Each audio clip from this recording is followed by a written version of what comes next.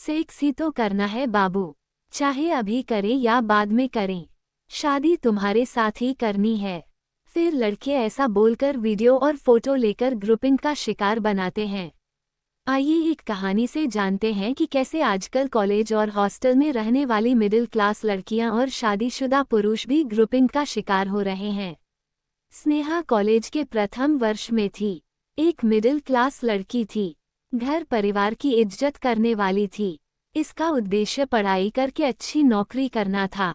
वो कॉलेज प्रतिदिन आती थी और उसी कॉलेज के पास अपने काम से अमन भी आता था।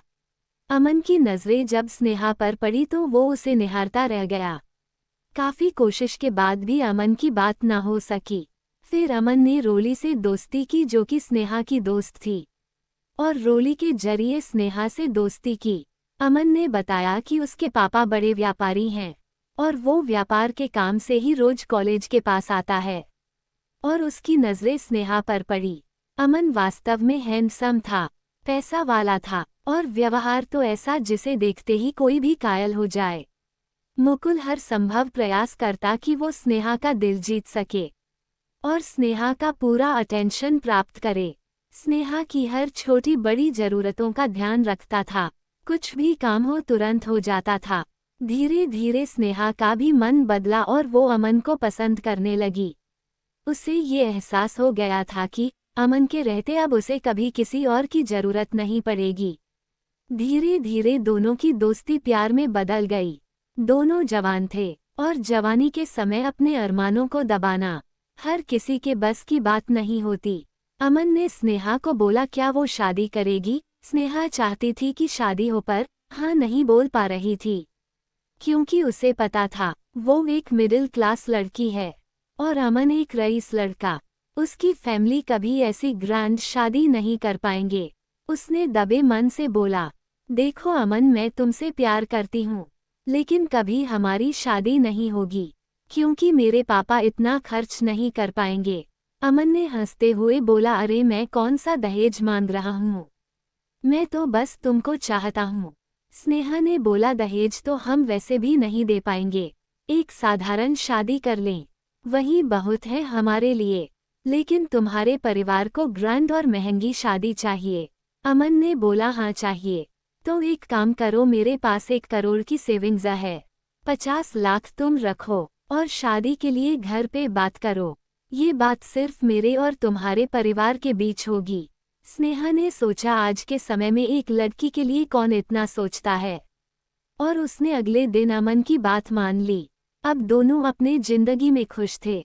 अमन ख्याल रखता और दोनों एक दिन होटल में मिलने का प्लान किए। अमन ने बोला कि मुझे तुम्हारे साथ सेक्स करना है। स्नेहा ने मना किया कि शादी के बाद।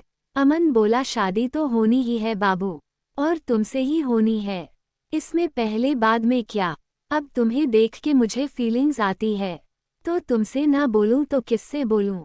स्नेहा मान जाती है और अमन के साथ सहवास करती है, और धीरे धीरे ये हर महीने और हर हफ्ते होता है।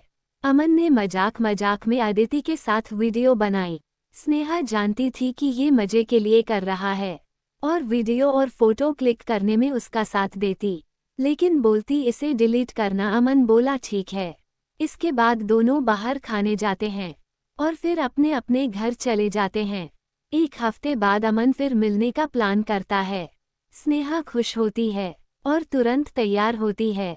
अच्छे होटल में दोनों मिलते हैं, लेकिन इस बार खाली अमन नहीं होता है, उसके साथ उसके 5 दोस्त भी होते हैं जो स्नेहा के साथ सहवास करना चाहते हैं। अमन उसे बोलता है कि यदि उसने उसके दोस्तों को खुश नहीं किया तो जो सारी फोटो वीडियो है उसे इंटरनेट पे वायरल कर देगा।